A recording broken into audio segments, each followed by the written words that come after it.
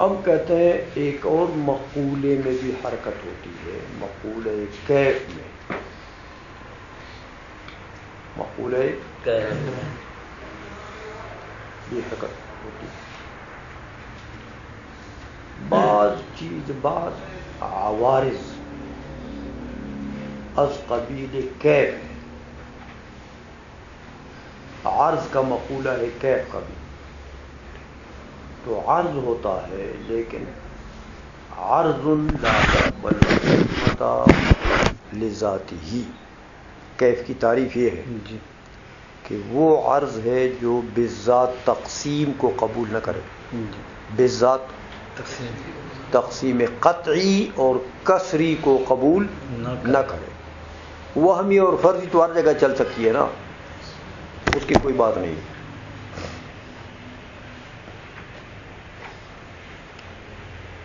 سمجھ آ گئی ہے؟ اس کی مثال دیتے ہیں کہ مقولہ کیف میں بھی حرکت ہوتی ہے، جیسے تسخن الماء وتبرده مع بقاء صورته النوعیت۔ پانی ہے میاں تو ٹھنڈا بھی ہے، تو ایک کیفیت ہے پانی کی ٹھنڈک۔ اب یہ ٹھنڈک جو ہے یہ اپنی ذات کے اعتبار سے تقسیم قطعی یا کسری قبول کرتا ہے؟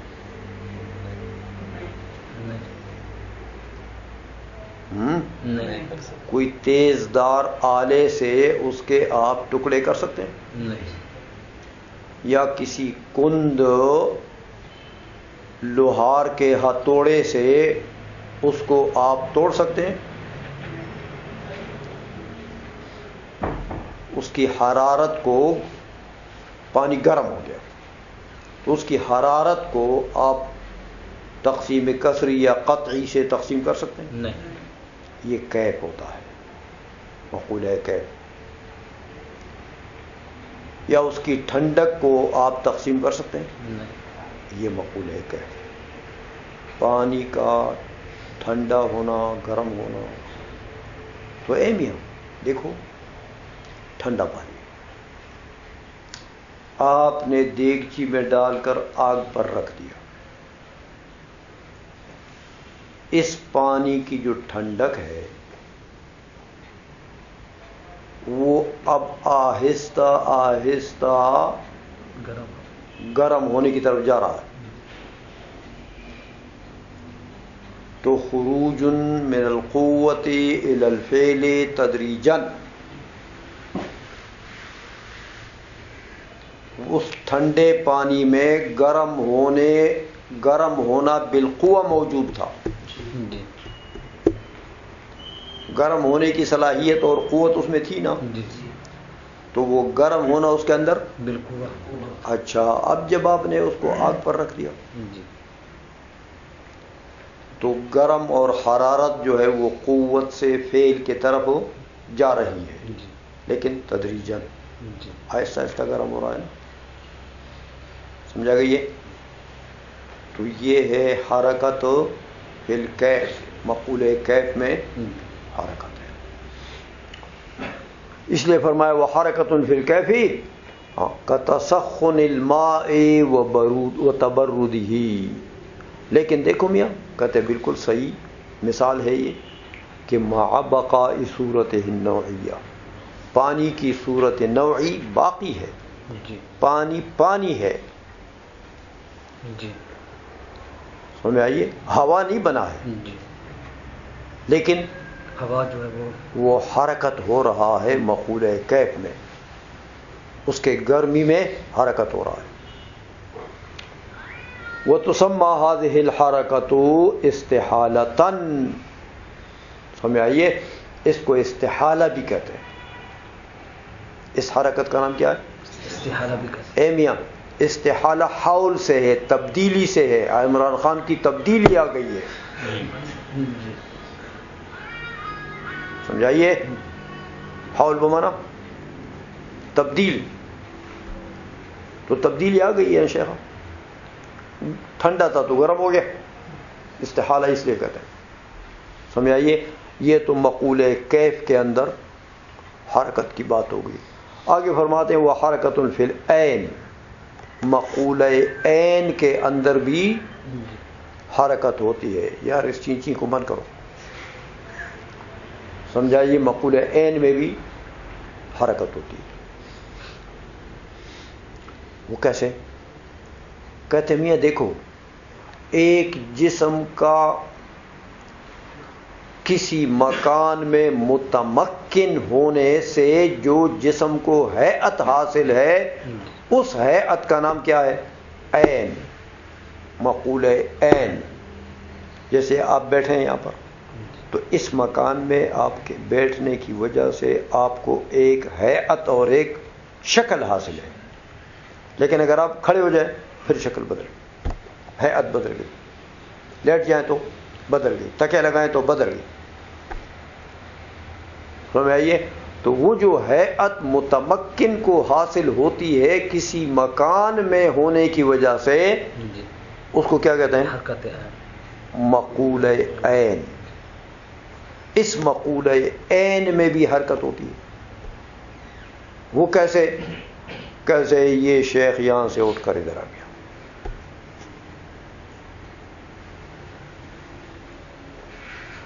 تو اس کے اندر یہاں بیٹھنے کی صلاحیت تو تھی نا، تو وہ حرکت ہو گئی قوت سے فعل کی طرف. ہو آہستہ آہستہ آیا نا، چلانگ لگا کر نہیں آیا ہے. سمجھائیے؟ تو ایک مکان سے دوسرے مکان میں چلے جانے کو جو ہیئت بدل گئی، تو اس کو کہتے ہیں حرکت فی العین. سمجھا گئی ہے؟ اس لیے کہتے ہیں حرکت فی العین وہی انتقال الجسم من مکان الی مکان بل من عین الی عین آخر. شاعر نے بل ترقی کے لیے لگا دیا کہ ایک ہیئت سے دوسری ہیئت کی طرف جسم چلا گیا. مکان نہیں، مکان میں ہونے کی وجہ سے جسم کو جو ہیئت حاصل ہوئی ہے وہ تبدیل ہو گئی ہے. مکان تبدیل ہوا تو ہیئت تو خود تبدیل ہوگی.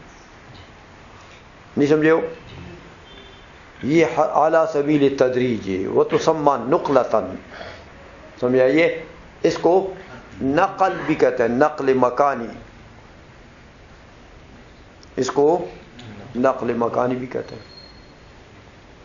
وہ حرکت فی الوضع،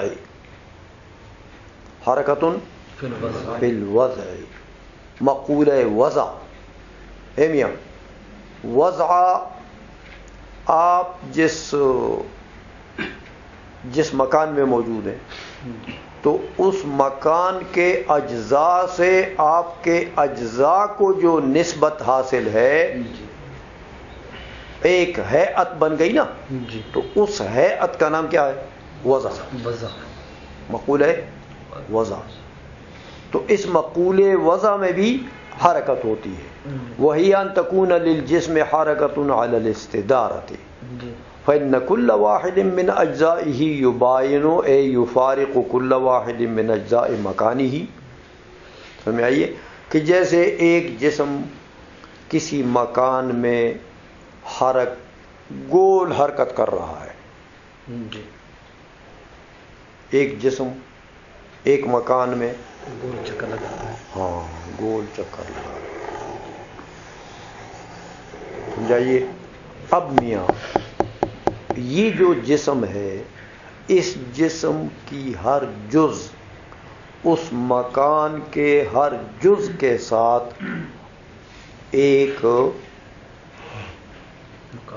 ایک تقابلی شکل ہے اس کی. یہ مکان ہے نا، وہ دائرہ ہے، اس میں جسم حرکت کر رہا ہے. تو اس جسم کے اس جز کے اس مکان کے اس جز کے ساتھ ایک نسبت بن گئی. پھر اسی جز کے مکان کے اس جز کے ساتھ نسبت بن گئی، پھر اس کے ساتھ بن گئی، پھر اس کے ساتھ بن گئی، پھر اس کے ساتھ بن گئی. تو ہیئت اجزاء کے مکان کے طرف، جسم کے اجزاء کے مکان کے طرف جو ہیئت ہے وہ تبدیل ہوتا رہتا ہے نا. اس کو کہتے ہیں حرکت فی الوضع. سمجھ میں آ گئی ہے؟ اچھا، اسی لیے فرماتے ہیں کہ وہ حرکت فی الوضع وہی ان تکون للجسم حرکت علی الاستدارۃ، کہ فرض کرو ایک جسم کی حرکت ہے گولائی میں، ہاں ایسا ایک مکان میں وہ حرکت کر رہا ہے گولائی میں، فإن كل واحد من اجزائه، جسم کے اجزاء میں سے ہر جز یباین اے یفارق کل واحد من اجزاء مکانہ، اس کے مکان کے ہر جز سے جسم کا ہر جز مباین ہے، یعنی مفارق ہے، لیکن جسم کے ہر جز کی مکان کے ہر جز کے ساتھ ایک نسبت ہے، اس نسبت سے جو جسم کو ہیئت حاصل ہو گئی ہے اس کو وضع کہتے ہیں۔ تو یہ ہے حرکت، کہ جب وہ استدارہ کر رہا ہے تو حرکت فی الوضع ہے، یہ اوضاع تبدیل ہوتے ہیں نا جی، ہر جز کے مقابلے اوضاع تبدیل ہوتے ہیں، سمجھا گئی ہے؟ اچھا، اسی لیے فرماتے ہیں دیکھو میاں، یہ تو اس طریقے سے کہ لو کان لہ مکان ویلازم کلہ ویلازم کلہ مکانہ، ہاں کہ ایک جسم کا ایک مکان ہے اور یہ جسم اس مکان کے اندر پڑا ہوا ہے، حرکت نہیں کر رہا ہے، سمجھائیے؟ تو فقد اختلف نسبت اجزائہ الی اجزاء مکانہ علی التدریج، سمجھائیے؟ اب دیکھو بیٹھا ہے ادھر، تو اس جسم کے ہر جز کے اس مکان کے ہر جز کی طرف ایک نسبت ہے، نسبت بن گئی؟ اچھا، اب تبدیل کرو مکان کو، تو دوسرے جب یہ علی التدریج جا رہا ہے اس مکان سے دوسرے مکان کی طرف ہو، تو جن جن مکانات سے یہ گزر رہا ہے اس جسم کے اس مکان کے ہر جز کی طرف ایک نسبت ہے، اور وہ نسبت تبدیل ہو رہی ہے، تو وضع تبدیل ہو رہا ہے نا؟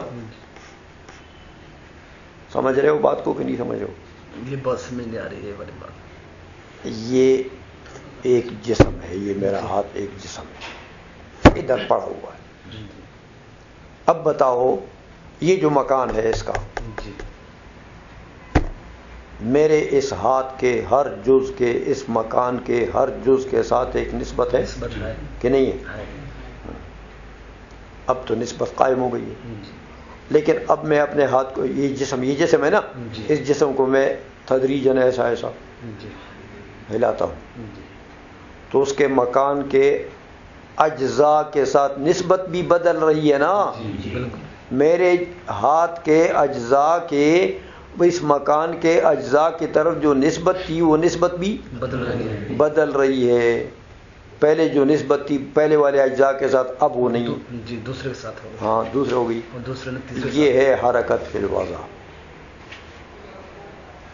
سمجھا گئی ہے؟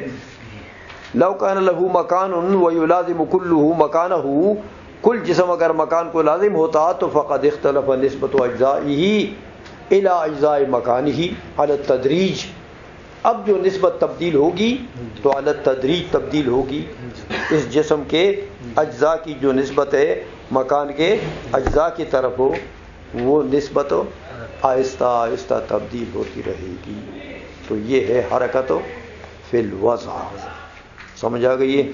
ہو گیا؟